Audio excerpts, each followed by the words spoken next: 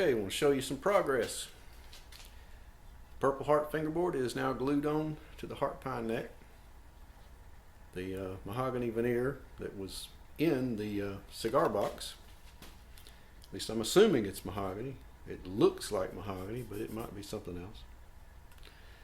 But that veneer is on. And I used some white side dot material just to put some markers and put side dot markers in. And this one's ready to do some leveling and ready to fret. I made some headway on the other one. The body, the solid body, is now bound. I like the off-white binding. I can see it already with the, once I aniline dye the top and sand it back. I'll do a dark brown, sand it back, maybe even twice. I don't think I want to use black this time because I have done it black, but I want to go for like an amber tone. So I don't want to go real black on the initial coat that you sand back. I'll have to do some video of that process. You've probably seen it, but if you haven't, well, it'd be informative. But I'm glad to get that on there. I really like the cream colored binding. And that head plate, that curly maple head plate that I did, looks nice. It matches a lot better than the bird's eye maple was going to. But I tried to copy, if you want to call it that, the Music Man shape a little bit, but it wasn't easy because that the Ernie Ball Music Man has 4 tuners on top and 2 on the bottom. So I kind of got close, but there is the major difference. The Ernie Ball has a fender style neck, and this is an angled headstock. So it's not going to be exactly like it. Actually, will look a little cleaner because the Ernie Ball has a big string tree across the top here for the strings to go under and then up over the nut. So I like this a lot better. I'm more partial to an angled headstock. Might be easier to snap one off, but don't drop it. Rosewood fingerboard has cream colored binding. I really like the contrast, and I just finished putting pearl dots in it. The 1/4 inch look a little large on it, but with the 4 strings, they'll peek out between the 2 center strings, and it should be fine. And I had them. I didn't have to order them. Still need to put some side dot material, and I think I'm going to put just black plastic side dot. Nothing fancy. But there's your update. I've got to glue the fingerboard on, and then I'll be ready to block sand both the fretboards, get them nice and, well, one of them nice and flat, this one nice and radius to a 12-inch radius, and get ready for the fretwork. And I'm feeling good about it. And I'm really liking the way it's coming together. I'm hoping I won't have any problems, but it can happen. Let's see if I can just hold this together and you get an idea. If the neck's somewhat straight, you get an idea of kind of what it's going to look like. Well, I just finished setting up to route out the neck pocket in this solid body. And as you can see, I'm making good use of masking tape and super glue again. These are some pieces of veneered 1/2 inch particle board, just some scrap that I've got. And I've just cut them and made sure the edges were nice and straight and plumb, and got everything taped and glued in place. We got my router set up through the depth to do a 5/8 depth, which is your standard Fender style deal, since I'm using a Fender style hardtail bridge. So I'm going to go ahead and route this. I'm going to turn off the camera because I don't want the sound of the router to blow out these mics on this camera. But I'll show it to you after I got it routed out. Also, there's a tip here. I used a laser in the house, on my workbench in the house, to shoot lines for the straight line of the center seam of the top, which I lined up when I glued it, and I put pins in it. I showed you the tabs that I did to line everything up, make sure it stayed in alignment. But I shot lines with the laser for the neck alignment and everything to set this thing up, and I double checked it. Well, after I got these pieces glued in place, I could see I was a little loose on this side here. So as you can see right here, I built up layers of masking tape on this side for the bearings to run against to tighten that up a little bit. And it's not going to catch very much anyway. It's just going to be right there where you see the binding. That binding is going to route away to make a nice little joint where the binding hits the neck. But it was a little floppy on that side, a little too much clearance. So I built it up with some layers of masking tape. And this is a trick that you can use not only on this way, but you can also very carefully and do it in the reverse of how your bearing spins, so that the spin of the bearing doesn't take the tape off. But you can also put layers of masking tape around your bearing, especially when you're doing binding or something like that. And you always want to do a test run on a piece of scrap before you route for your binding. And if it's cutting a little bit too deep, or you've got some binding that's just not quite as thick as it's supposed to be or whatever, you can put a little tape around your bearing and make up for the difference and make it route out pretty flush. Also, when your bearing starts getting some wear on it, it starts getting a little bit of where it starts cutting a little deeper than it should. You really should replace them at that point, but if you can't and you're in a pinch, a little bit of tape around the bearing can help you. Just make sure you end right about where you start, and that way you won't have a lumpy place. It kind of feathers out if you end right at the joint where you start. Helps keep your clearances more even. All right, I'm going to turn this off now. Okay, that seemed to have gone well. I'm going to take the clamps off of it and pull this off here so you can see the neck pattern.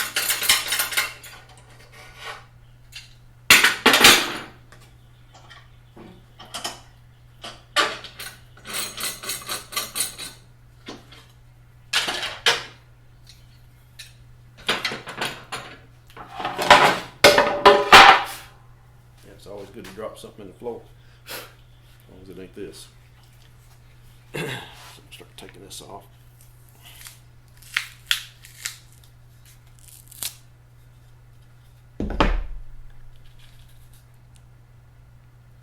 It's stuck real good.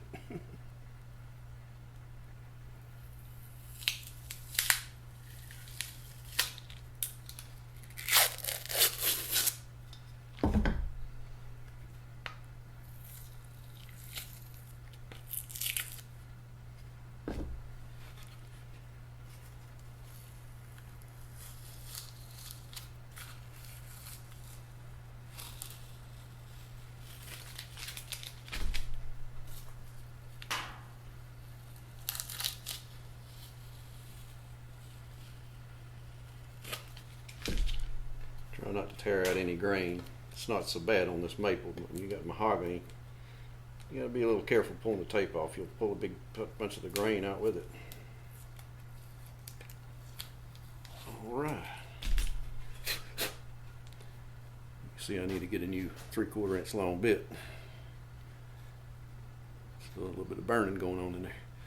Okay, now I've got to take a chisel and square these corners. I don't want to round the edges of the corners of the neck. I could just do that, fit it, but I don't care for the way it looks. And this is going to be a glued in neck, not a bolt on. But I did leave myself a little leeway to be able to sand on this side to align the neck. As long as my centers, I'll show you the neck. Made a little bit more headway with the neck. Fretboard is all bound, dotted, and glued on to the neck.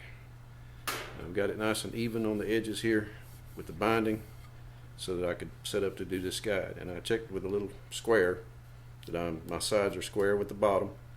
So I'm not going to have any gaps because of setting up with this all crooked. You can see here I put a piece of masking tape on here, and I put a little Sharpie and put me a mark in the center.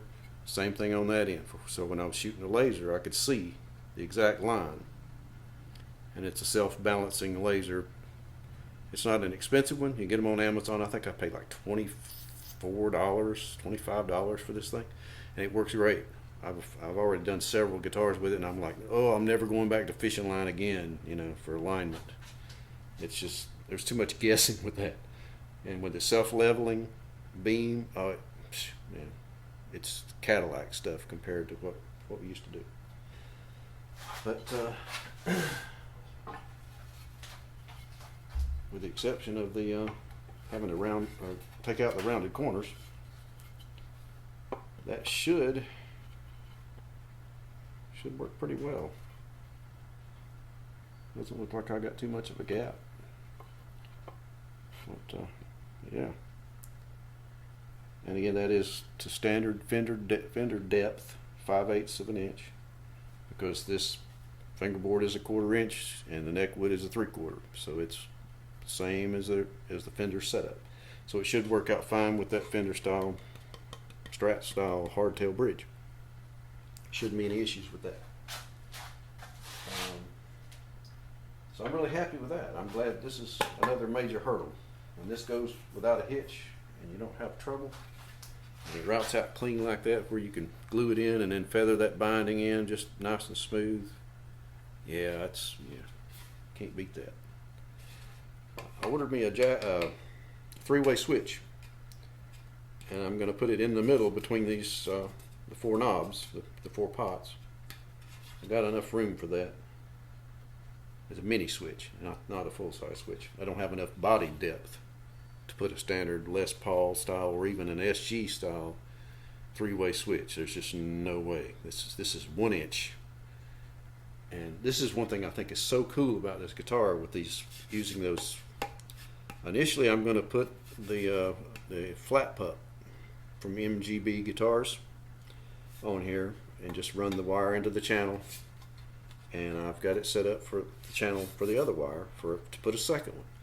But that's just to get it going, because I'm gonna wind my own pickups for this thing and do something a little different. At least if what I've got in my head works. So we'll see how that goes. But I love the idea of not having to route a pickup cavity and being able to do such a thin, lightweight guitar. I think there's so much that can be done with that. It's like I was watching a Ken Parker video, and he was talking about when he was designed the Fly, and he initially got it so thin and everything, and then because he had to get investors, I guess, to invest in the company, he wanted to use a really thin pickup, he was saying, and he ended up not being able to go that route. He had to use a pickup that they could get off the shelf, and it ended up adding weight, and he wasn't happy with that. And I don't blame him. I mean, after putting all that work into trying to getting something thin and lightweight, then you got to go and make a change so you can put a thicker pickup in there. And I know there are limitations to just how much output you can get out of a small, thin pickup, but I think there's room for improvement there. It's coming right along. I got to get busy on the other one. Well, I'm at my indoor workbench, and I guess you could say the music corner, the guitar corner. And I've just done the fretwork, got the bevels done, got the ends all smooth and everything. And I was just evaluating the necks, and so far neither one of them have a back bend in it from putting in the frets. It's been a couple days since this was the day before yesterday I put the frets in, and everything's had time to settle. And since there's no back bend, I'm going to go ahead and evaluate the frets and knock down any high spots, and level out the best I can. And just going through, I can find a few, and what I'm going to do This one here is rocking just a little bit there on the first fret between the 0 fret. Just a, I don't know if you can hear it on the mic, just a tiny bit there. There's nothing going on there. It's a little bit here. It's perfectly level there, and then there's a little bit of rocking over there. So it's just a spot. So what I'll do is go through with a Sharpie, and every single high spot I'm going to identify, and I'm just going to knock them down, nothing else. Just go through, knock down the worst of it all, and then evaluate again. And because whenever you take down one spot, it may show another one. But all of this is pretty minor. I did find one place back here on the 14th fret where it really was high compared to all the rest of them. And I remembered I went from one piece of fret wire to another piece of fret wire. All of it come out of the same container, same size fret wire that I got from StuMac, the gold one. What is it? 154G, I believe that's what it is. And that's where I made a transition from one piece of fret wire to another one, right at the 14th fret, and I finished off with the second piece. So evidently that piece right at the end of that fret wire was an anomaly, and it was a little bit odd sized or a little bit higher or thicker than the rest. So I knocked that one down already and got it good. But what I'll do is just go through, it's just every little high spot I'll mark it with the magic marker, and I'll knock them down. Go through again, knock them down. And hopefully, usually it's just a few spots here and there, and I just touch up the crowns and it's good to go. I don't have to take off a lot of metal. I have had the occasion where I did, but this one's, it's not bad at all. This one I think even come out better, maybe because it's flat, I don't know. But I'm not really finding a whole lot. A little bit right there. Nothing on that side. I'll get on the fretboard here. Nothing right there. Little tiny bit right here on this end. See, it's just a tiny bit, and most of the fret's perfectly fine. A little bit right there on that end. A little bit right there. It's not a lot. So I just want to take off the high spots, evaluate it again, go through, and after going through a couple times, you could literally just take a flat bar and just barely touch everything and it would be perfect. I don't want to do that if I don't have to, but we'll see. I just wanted to show you that. And the more material you save now, the more material you have for fret levels down the road. That's the way I feel about it. Okay, I've tried to set up the camera to where I can get you in here close enough to see what's going on. Dealing with these necks is a little different because there's no truss rod whatsoever. If you had a double pull truss rod, you could adjust the neck perfectly straight with I've got a notched straight edge that can go over the frets where you can adjust the neck perfectly straight. There's virtually no back bend in this one from putting the frets in. It's actually in pretty good shape. I've gone through and found the high spots. I'm going to get it in here where you can see there's had to remove some material on this fret. Let's see, I'll get it where I can see it.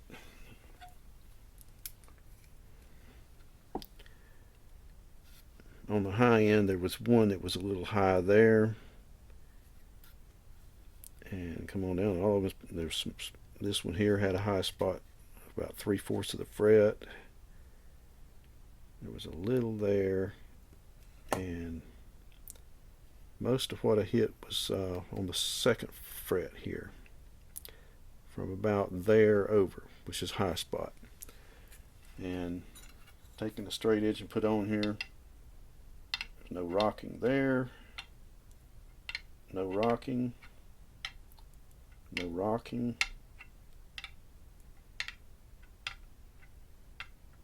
A little bit right there, I missed.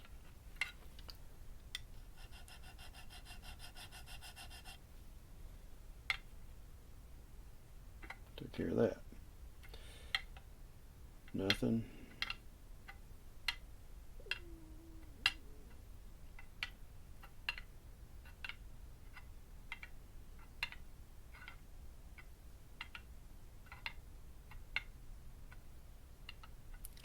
Starting to get too narrow.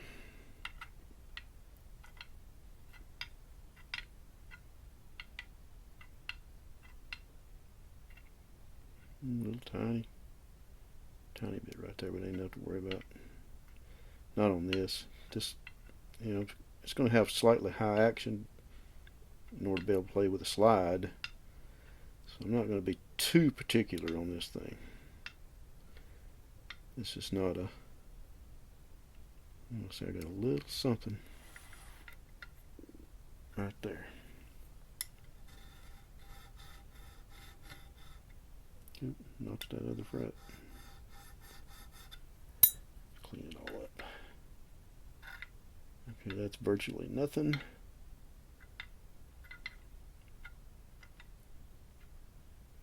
So now we're getting where I got to cross over more than 3 frets at a time. And looking good there. So I just need to fix those crowns a little bit. Fix that little place where I just scratched the fret end. And this one's good. The other one, once I started taking down the high spot, I realized it does have some back bend happening from this point to this end. You can really notice it there. So you start chasing your tail, you start doing this, because you take off high spot here, then you end up with a low fret there and you get a high spot there. So you can see this is not rattling or making any sound. And you get right in here and you start rocking a little bit. But if I take this fret down, then when I move here, this is low and this is going to start rocking. See, there's no rocking right here. It's a little bit high there. But now watch what happens when I put a little bit of pressure on this headstock and push this neck down. So you got rocking. Put a little pressure on it. And now it's not rocking at all. So as soon as I put a little string tension on it, that's going to pull right out. That's going to pull that back bend out. And that's going to level out really nicely. And going on up, in good shape on this one. I've gone over this one about 3 times now. And determined that pretty much anything that's not taken care of at this point, it will be taken care of when the string tension pulls a little relief into the neck. Just as I was pushing down there a minute ago. And on the rest of this is in good shape. There's no real high spots. But as you can see, there's not a lot of material taken off. If there's any problems with buzzing later, I'll identify them with the rockers while it's strung up, and it will be a simple thing of just, you know, pop strings, loosen the strings up, knock it down a little bit until it's gone. Since I don't have a double pull truss rod and I can't adjust it, you kind of got to play with it a little bit. Anyway, hope that was informative. I promised I would show you the process of doing the aniline dye on the top to bring out the grain on this curly maple. And I have sanded it down good to 320 grit with a block. And anytime you're messing with highly flamed wood, it's curly and it's flamed like that because it has an undulating grain. And if you try to hand sand it without a block, you're going to have problems, because you're going to take out soft grain, leave the hard grain, and you're going to end up with a wavy surface. You always want to block sand. And if you're doing a curved surface where you cannot block sand, I use this adhesive backed 320 grit paper. The cardboard that a cereal box or a, just grocery boxes like Cheez-Its or any kind of saltine crackers or those boxes, the cardboard is just about the right thickness that you can use a piece of it for a backer.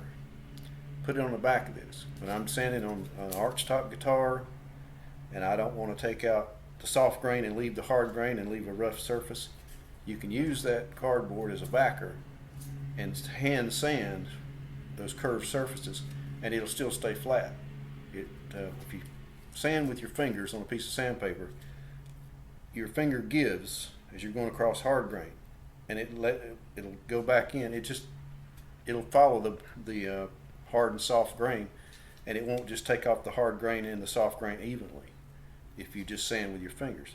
But you can use that trick to help keep a flat surface when you're sanding, or at least an even surface if you're sanding a grain like spruce with a hard grain and soft grain. If you sand a spruce top with just your fingers, it's going to come out looking your hard grain is going to be higher than your soft grain. It won't come out looking good. But a backer board like that on a curved surface is good, but anytime you got something like this, you want to block sand. And what I've got here, I've got some of the old Color Tone brand powdered pigments that you mix in alcohol. I just looked at the StuMac website. I don't think they sell this anymore. I've had these for years, and it doesn't take much. Use it sparingly and it'll last you a long time. But now they have the liquid versions of this, and this is extra dark walnut and honey amber. And I'm going to start with the extra dark walnut. And I buy 190 proof Everclear to mix shellac flakes in, because it won't. The Bencol and some of those other things that they recommend mixing in shellac flakes have other solvents that are not good for you. They just irritate your sinuses. You're not supposed to breathe them. But if you're using just regular pure grain alcohol, the fumes are not going to bother you. You could literally drink it. I wouldn't, but I have, but I wouldn't anymore. But I've mixed it up with the pure grain alcohol just because I have it. You can use, in fact, I've used medical grade 90% pure alcohol, isopropyl alcohol, to stain my kitchen cabinets. I used aniline dyes for that, and the 10% water content just didn't swell the grain that much, so it wasn't a real big concern for me. But I've used that, and you could use that, but you're still going to get some grain swelling from the 10% water. This doesn't have much water, and I've mixed this kind of thin. I would rather do multiple coats than to go with a really dark stain and then you end up with streaks. I would rather put it on a little bit at a time and not have the streaks. That's what I would recommend doing. And just make sure I get the right one. Here's the dark walnut. I'm going to start with that. I'll get the camera set up here at a better angle so you can see. Put on a pair of gloves, because you do not want to use this stain with just bare hands and fingers.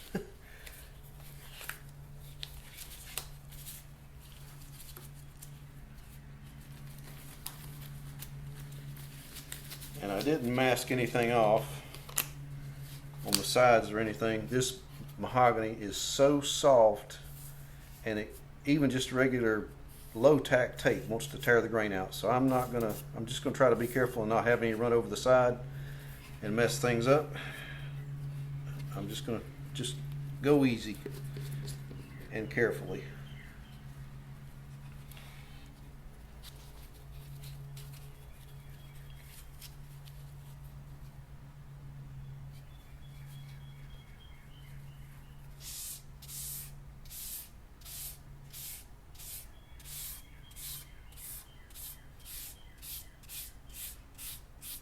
Right, it pop right out there.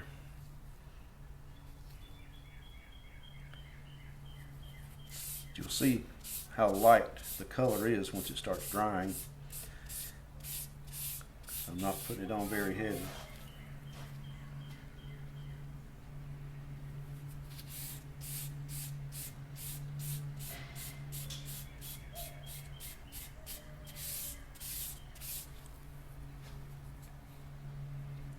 looks like I'm going to have to put a couple coats on because I do have it mixed pretty light.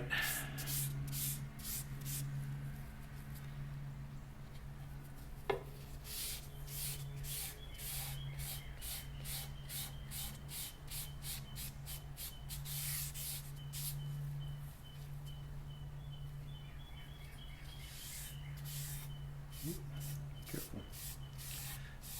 Running over the side.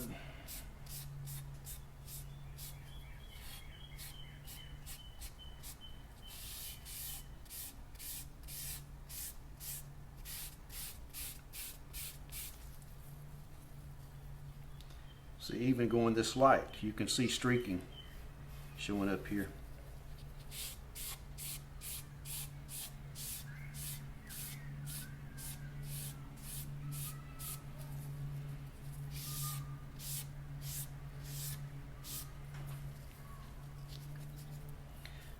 I think the pad's absorbing some of the pigment.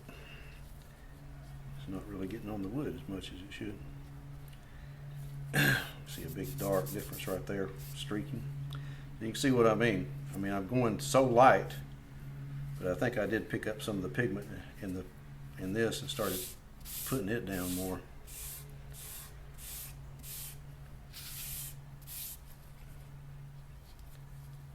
Streaking is what you want to avoid.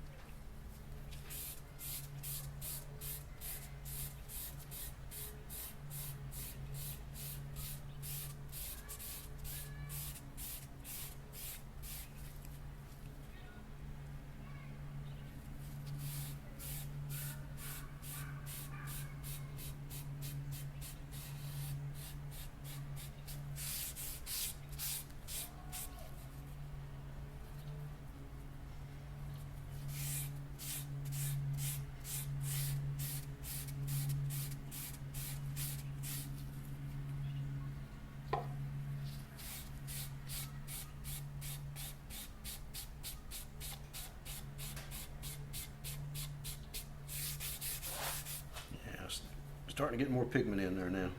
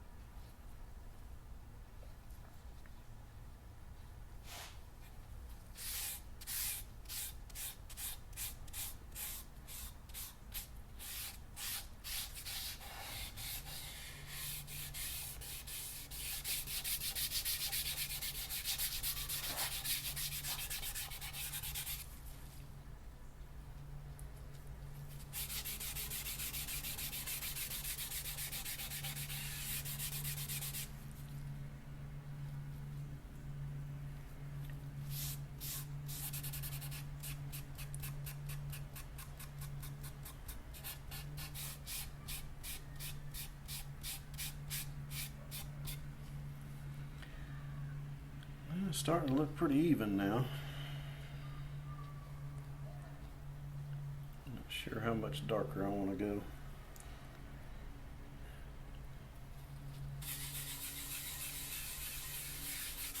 That grain really coming out.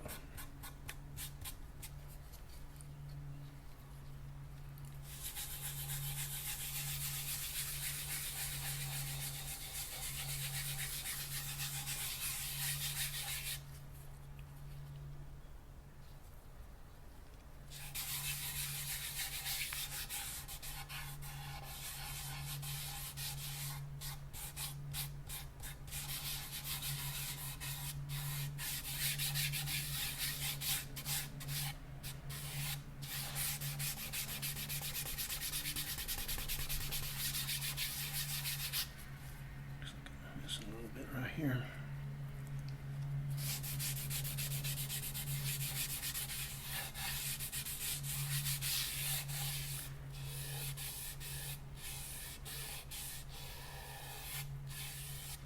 Okay, I'm going to stop there with the dark walnut. Yeah, you don't want that on your fingers.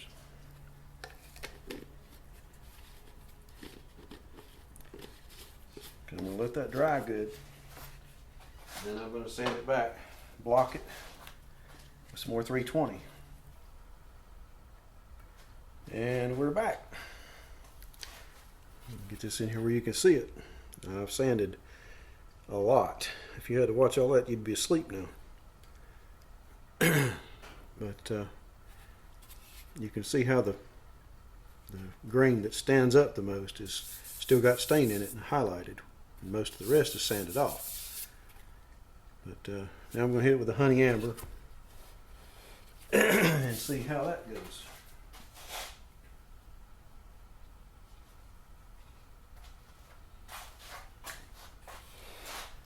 I may end up having to go get my bottle of alcohol and do a little bit of blending if I get too many streaks. You can just use straight alcohol on a rag and go over it and blend it together if you get too many streaks. Oh yeah.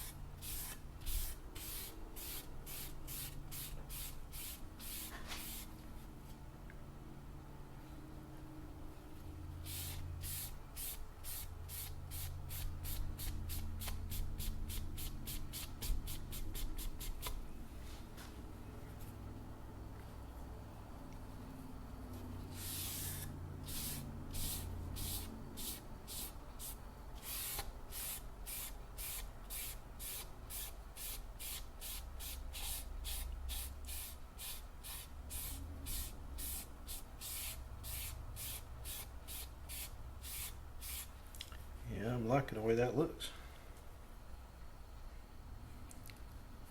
Looks like the honey amber is thinned down enough where I can just do it in several coats and not have so much streaking. Boy, it pops when you put it on there. It gets wet. That's the way it's going to look like when you put True Oil on it. That's what I'm going to use for finish. I'm not going to spray it or anything. I'm just going to hit with True Oil.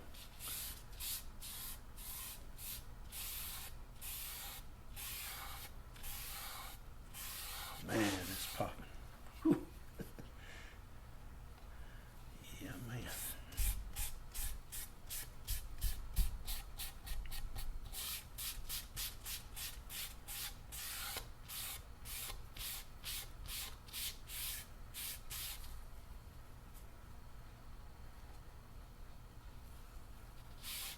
I can see right now I need to record it when I put the first coat of True Oil on here. So you can really see this pop out. Because it's popping now. It's really going to pop when you throw the True Oil at it.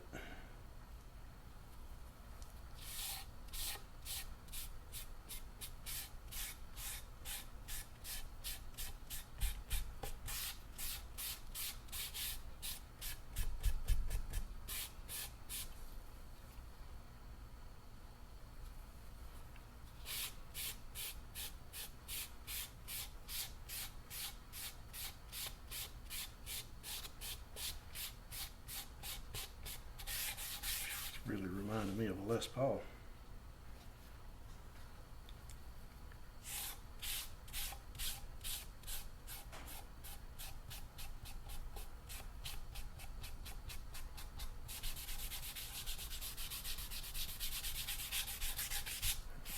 Rain's starting to raise on me again.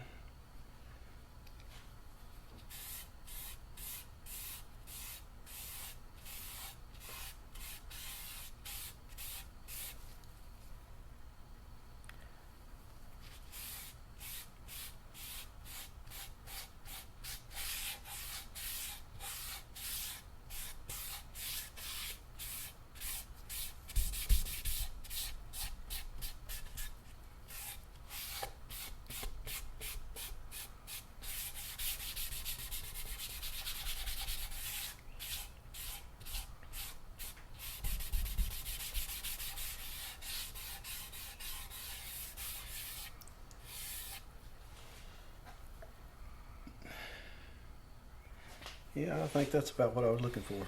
I think the color is looking just about the way I want it. It's got that nice honey amber tone, and the grain's popping out good.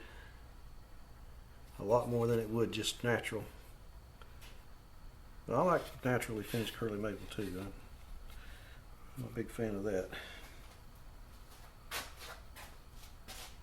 Flame maple, tiger maple, whatever you want to call that. Alright, that's going to have to dry down good, and I may have to, the grain's swelling a little bit with water, a little bit of moisture and the alcohol. When it dries down good, I can probably just lightly sand it, and it'll be ready to put a coat of true oil on. I'm going to go ahead and seal the top before I put the neck in and glue it in. Put a couple seal coats on it. Then I can do all the finish sanding and feather in around the neck and all that. I just wanted to get that taken care of so I wouldn't be staining the edges of the neck and risk getting stain on that. So far I didn't get any over the edge, which is good. One little bit's on the binding. You go around there with a razor blade, one little trip, and that'll come right off. And I'll get it off the sides here a little bit when I do the sanding. Alrighty, I like it. Alright, I'll get you in on this. It's time to make it pop.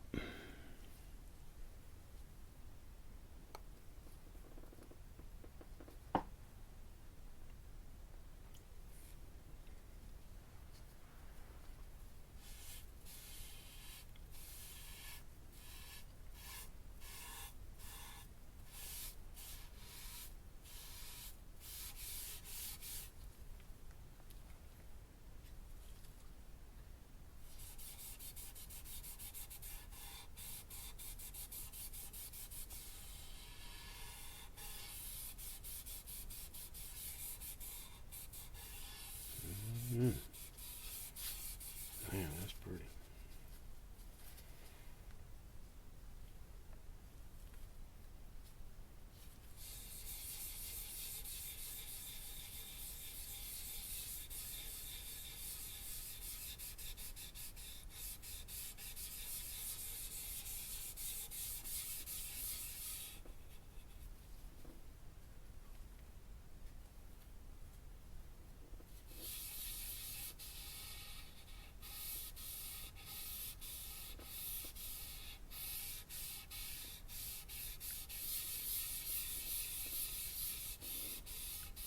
The wood really drinks up that first coat.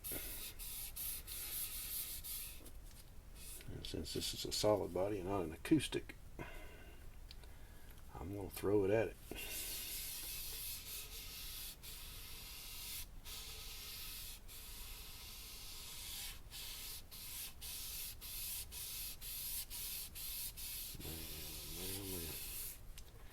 God makes beautiful wood.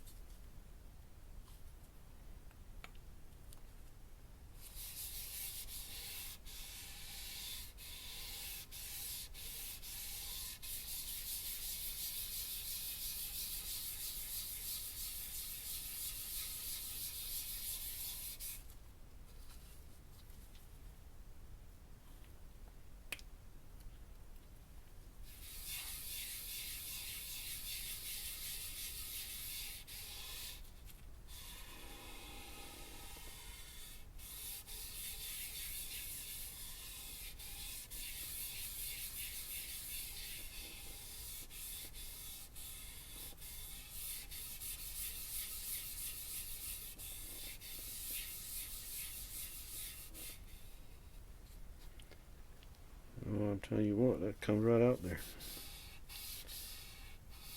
I'm going to go ahead and saturate this a little bit more. But you've seen the magic happen now, so I'm going to turn the camera off.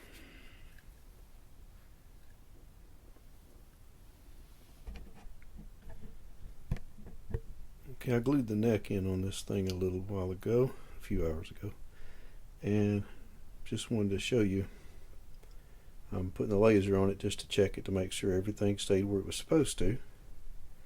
And I did this before I glued it in, and where I described earlier, when I routed out the neck pocket, I was able to sand right on the side of the neck in here until I could bring that neck over right into perfect alignment, so that when I clamped it, everything would go where it is now. And I'll get you right up here where you can see the center line hitting in the center there. At the end of the fretboard, hitting in the center there. Right down the fretboard and hitting in the center of the nut there. So everything is in really good alignment. So the center of the bridge, when it's placed, will be sitting right on that book match center of that top.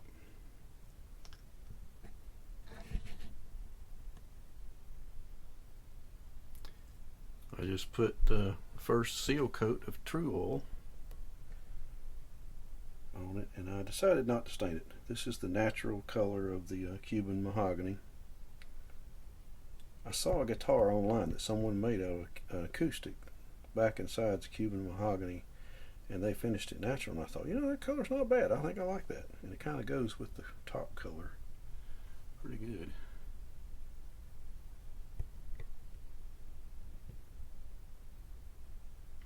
While I was putting a coat on that, I went ahead and put a coat on the top of the sine wave.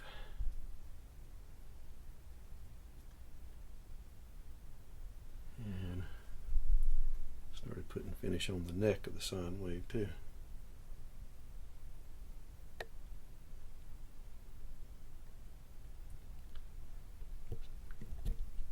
That guitar is basically finished. All the parts are made. It just needs to be all the rest of the finish put on and put together, and hook up the wires for the pickup. I'm thinking this is looking really nice.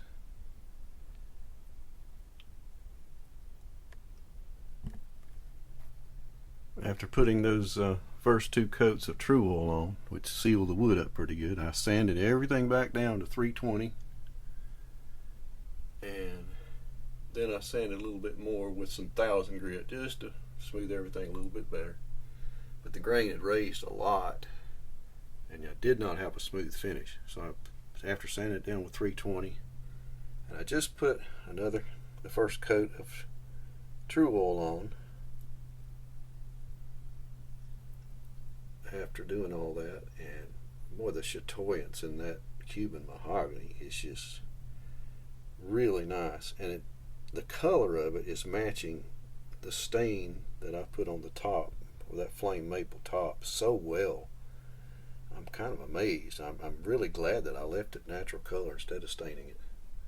It was less of a pain in the butt, and it just really looks amazing. The color is just blending so well.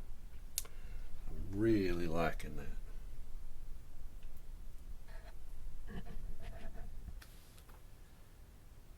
Okay, I'm going to show you where I am on the cigar box guitar.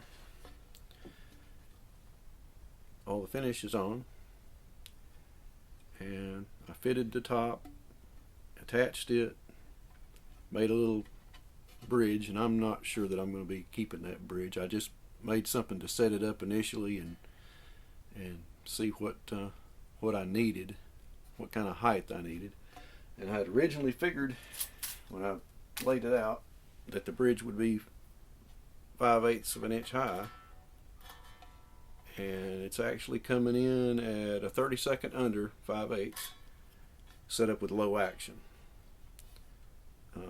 It's actually too low to play it with a slide, but what I did, instead of making a tailpiece, I wanted to be able to remove the box, the back, anytime I wanted to, and I've designed it so that I can remove the strap pin, remove 2 screws, and I could take it off anytime I want to. But of course, now when the end pin jack goes in, the wires will be attached to it, and I would have to take it loose to be able to take the back completely off and separate it from it. But that's easy to do. But instead of doing a tailpiece, I did pop rivets. I had some left, some 3/16 pop rivets left over from building my Cobra replica. So I dug them out and drilled. I had some black powder coated ones, and I decided they looked better on the top with this gold leaf type stuff around the edges. So I put those in on the top side, and I put some aluminum ones, uncoated ones, on the back, and I put a filed little notches across here and put a piece of copper, solid copper wire into the holes, looped from this to that one, and that one to that one, and then a copper wire coming out, which will be my ground wire for all the strings. Let's see how well you can see this. Just a simple little way of giving myself a ground wire for the strings. And I like the clean look of having the strings go through the body like that. And I notched the back and countersunk the holes a little bit. Let's see if you can see this. So that you can still put strings on without taking the back off. There's plenty of access room there. I like the way it's set up. It's clean. The only thing, there's no tailpiece or anything. And I'm getting ready to start putting the electronics in it now. Putting the pickup on it. I've got one of the MGB. I'm going to try one of the lower output, the 2.0 to start with. Right now,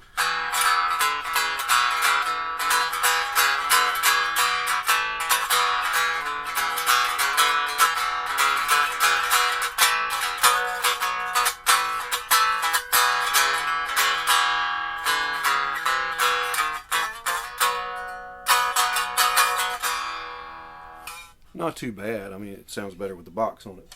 And I only drilled one little small hole for a vent, sound hole. It's more of a vent than a sound hole. Something that a lot of people don't understand about something called Helmholtz resonance.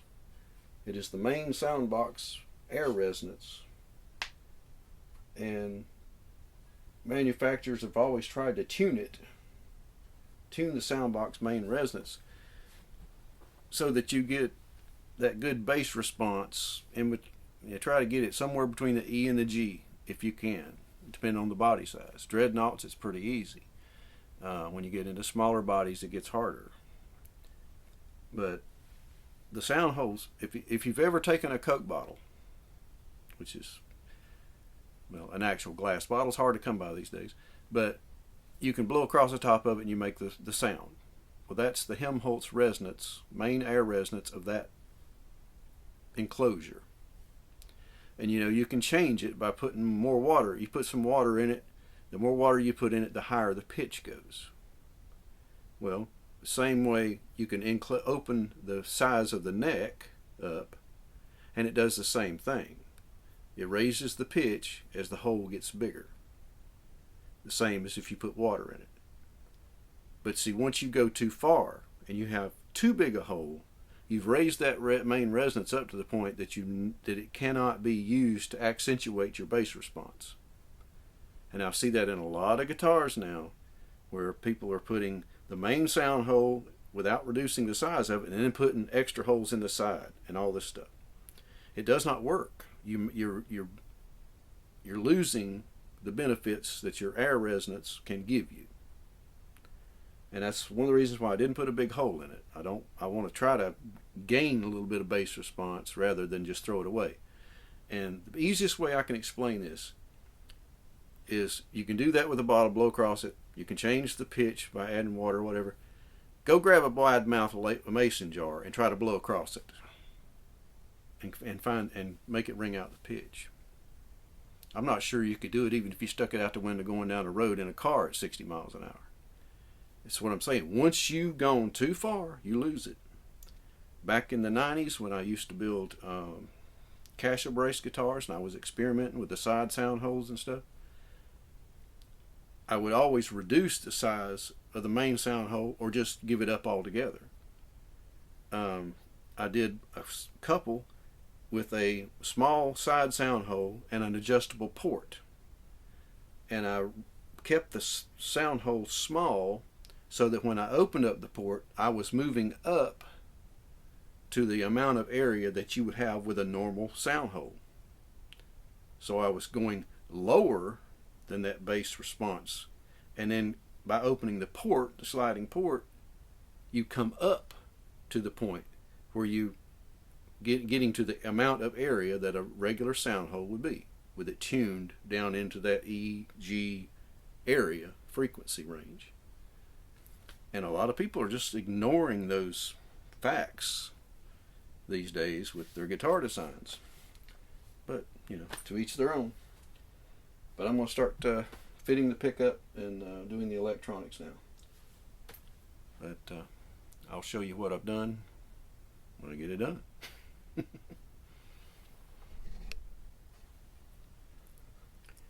Well, I've been doing a little bit of experimenting and got this wired up, and I've tried several different combinations with the capacitor for the tone control. I usually like 50 style wiring, but it just didn't work well with this pickup. Usually works well with humbuckers, and I like the way it sounds, but this one's just not working out that way. I ended up going with 50 style wiring. You run the capacitor on the output of the volume pot, and with the more modern styles of wiring, you put the capacitor hooked to the input, and it kind of changes the way the interaction between the volume pot and the tone pot. It changes the interaction, but it didn't work well on this one. It just, the tone control didn't have very much power over the sound.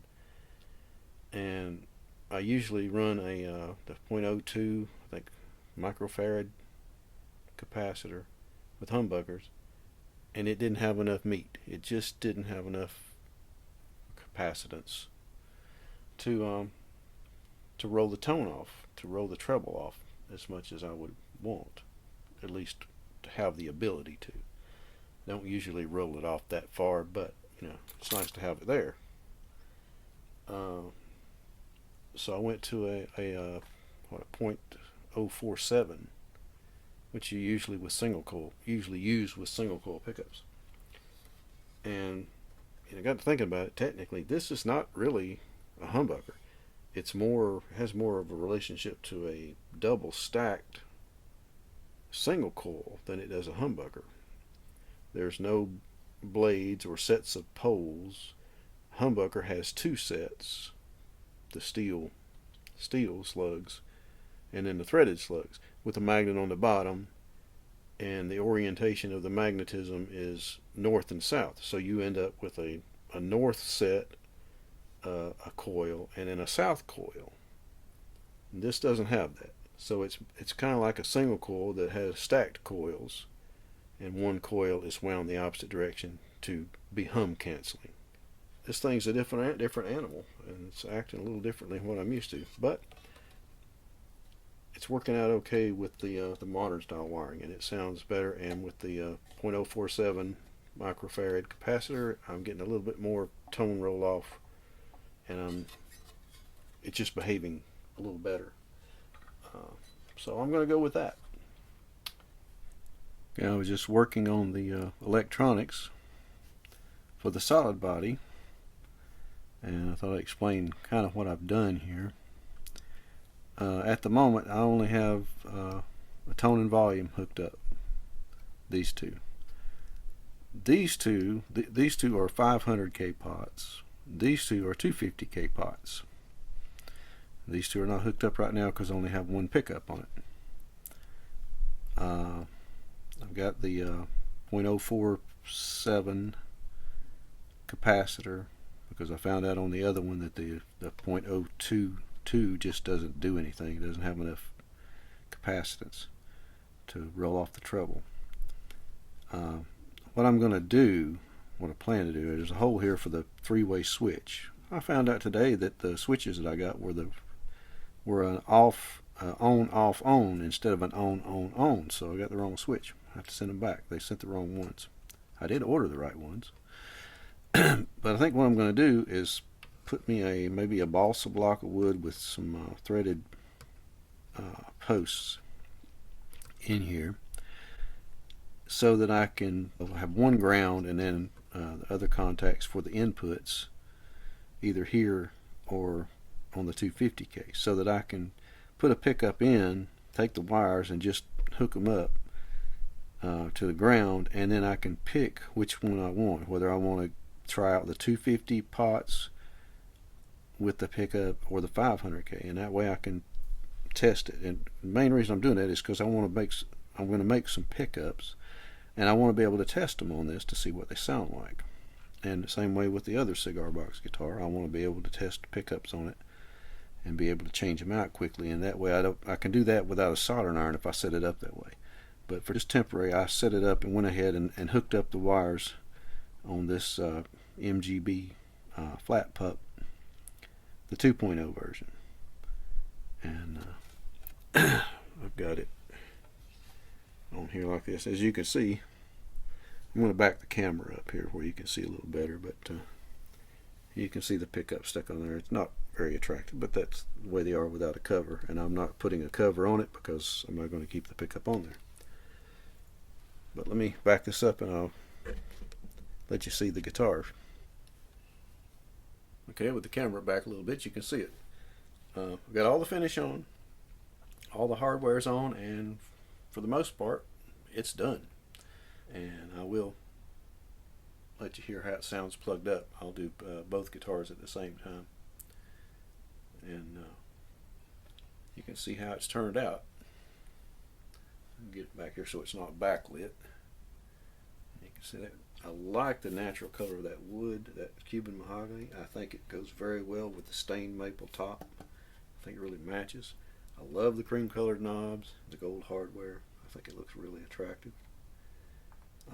The hole for my wires to go through is still marked, a little tiny mark right there telling me where to drill to run the wires through. You can see where get this close in here, and you can see where the wire goes through the hole there. I think you can see it there.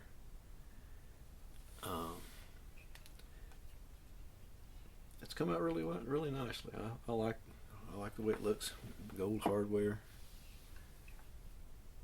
I didn't put my logo on this one. I did sign my name in the electronics cavity. The cover is made,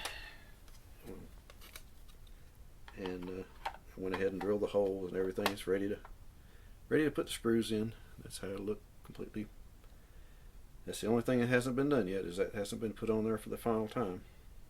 Well, if you could say it final time, because it's going to be on an awful lot. And I don't know if you can see, but in the background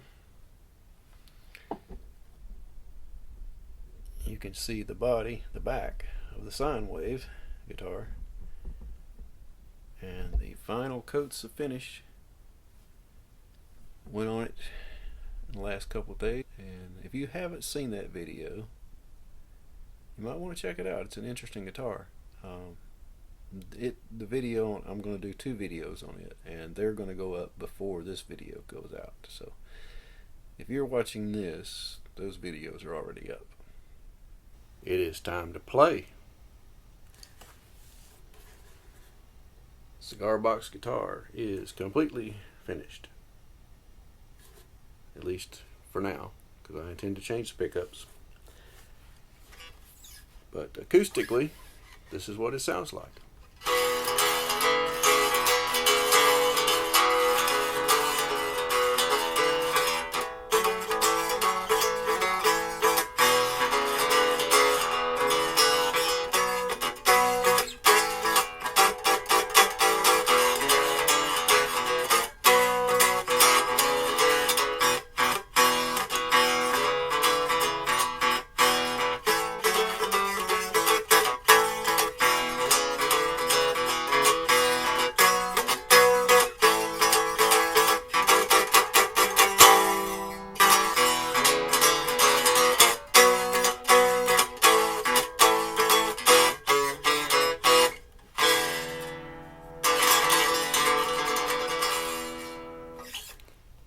bad.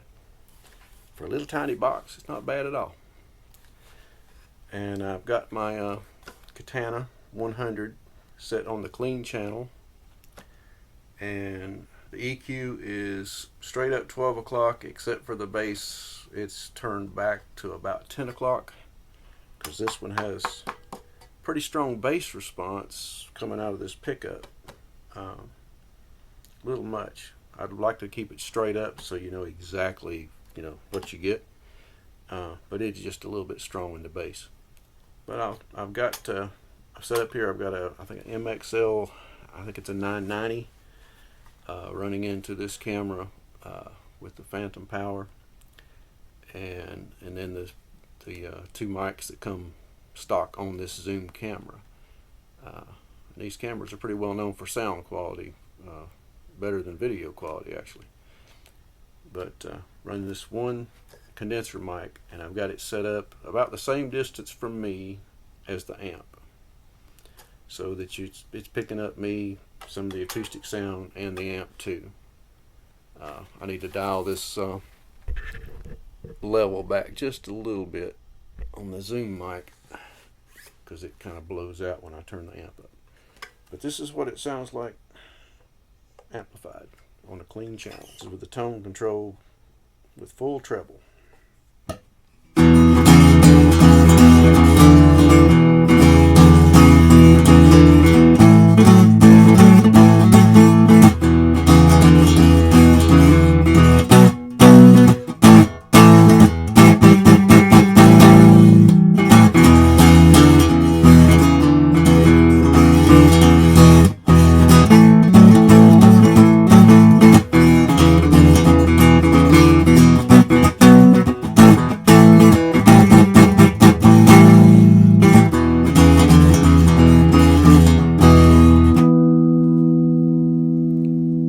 Just learning how to play this because I've never had one before, and this little interesting experiment, it reminds me of my younger days, because I built a lot of really weird contraptions when I was young.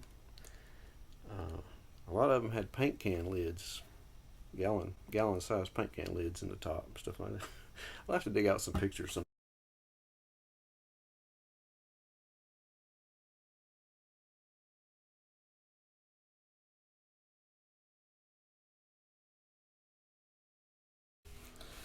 But I am happy with it. I think it's going to be a lot of fun to mess around with the different tuning, because everything is different.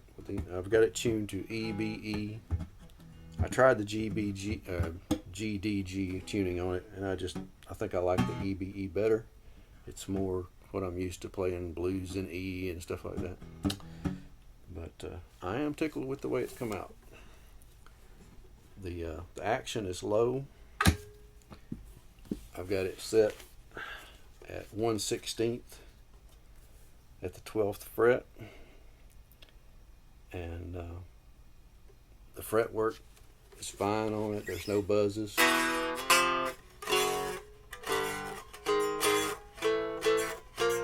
You can hear some rattles because it is kind of low.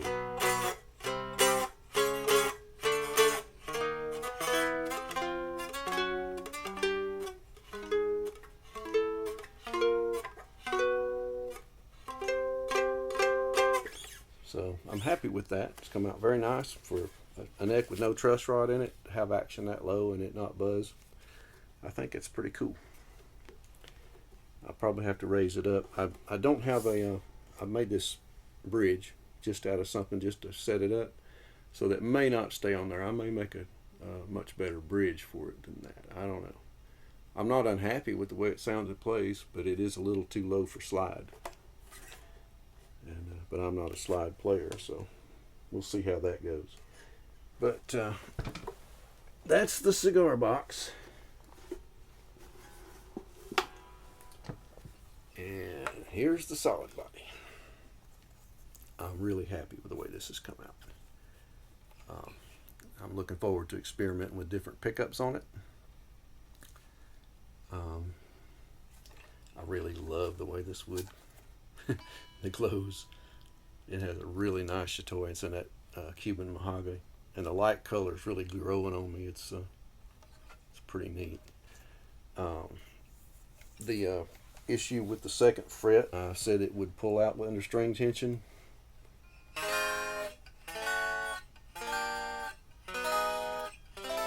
There's no buzzes. It's not buzzing on the second fret where it was a little high.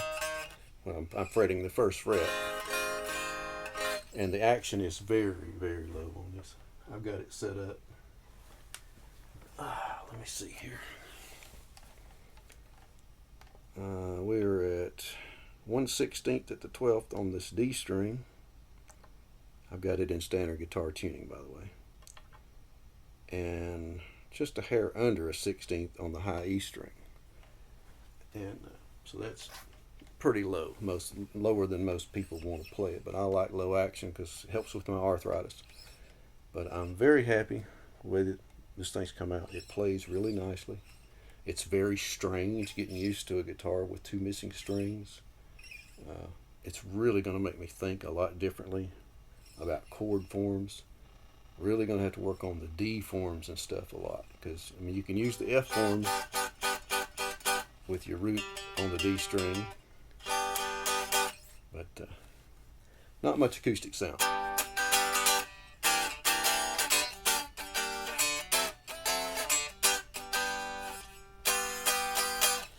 But plug it up.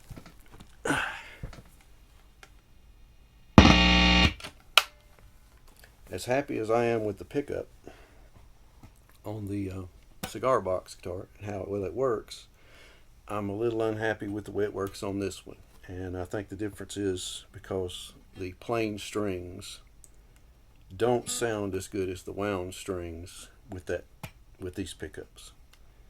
It's a little bit limited. It gets really sharp in the high end, but down low,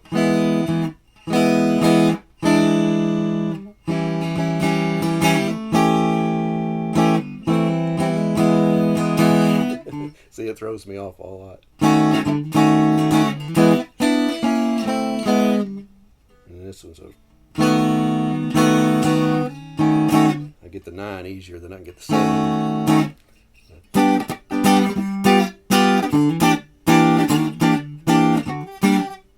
Let's see. See, it throws me off.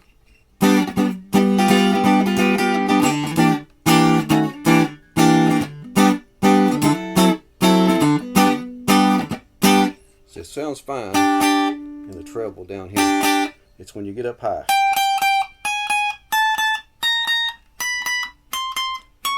At this volume level, it's not that bad. When you turn up the amp, it gets really sharp up here. Super bright. And I've read that that's a common trait with neodymium magnets. I don't know. I'm not unhappy. I mean, it's a good starting point. But I've got that the tone wide open. You roll it off. It's a little darker.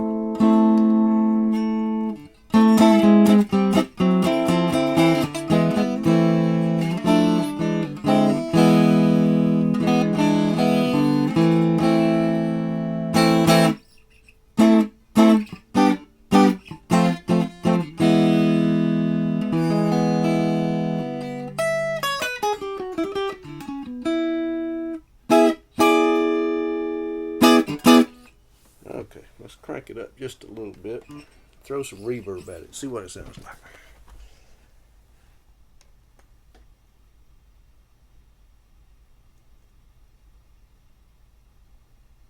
Yeah, a little delay wouldn't hurt either.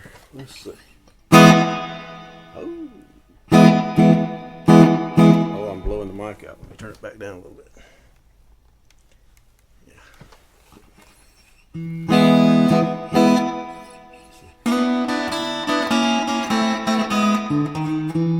That doesn't work on that string. I'm missing that top string.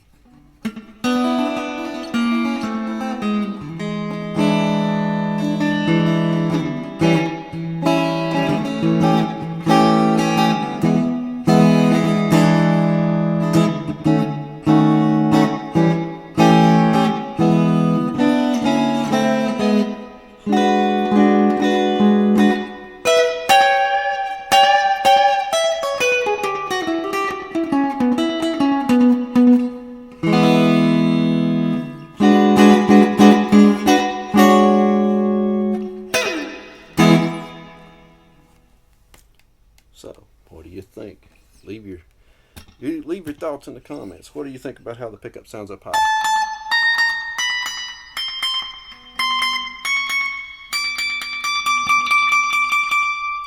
Whew. Blow the mic out with that in my ears too.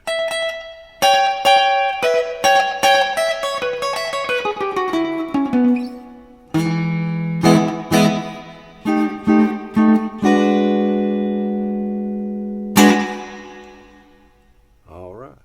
I think that's a good wrap up for these two builds. But I do intend to have a lot of fun with them.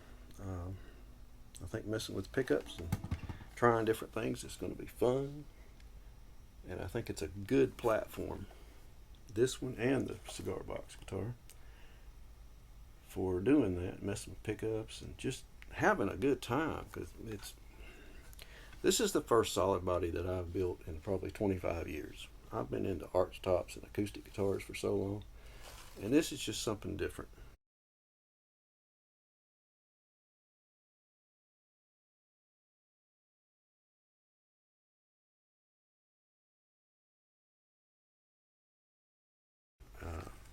And I'm enjoying it. I'm enjoying the process. And it's kind of fun to build something inexpensive. There's nothing high dollar about it. I mean, the pickup was $11. It's, cheap, hardtail Strat style bridge. I mean, I really don't have much money. I've got plenty of time in it, but not much money. It's fun to build stuff that's not expensive, because I've been building some expensive stuff lately. The price is getting so high, I can't afford to build the stuff that I like to build. It's just too expensive. Just the top, the spruce that I ordered from Alaska, I got a lower grade top, and by the time I paid the shipping and everything, it was just, the price is really up there. So it's getting where you can't afford to do that. So these lower priced instruments, that you make, I made it out of reclaimed wood. I paid $40 for the mahogany bed that this mahogany neck and this body came out of. And as I told you before, the top was one that this was actually a back for a guitar that was busted in shipping, and I just held on to it and didn't throw it away. And it's a small guitar. I was able to use it on it. So, it's fun. That's what makes instrument building fun. It's a lot more fun to do it as a hobby than it is to try to do it for a living, because I did that for a while, for about 12, 13 years. And too much time and not enough profit. So I moved on to different things, but I never quit building. Not really. Even when I wasn't doing it with my hands, I was doing it with my head. Because you never stop thinking about, what if. But all right, on to the next one.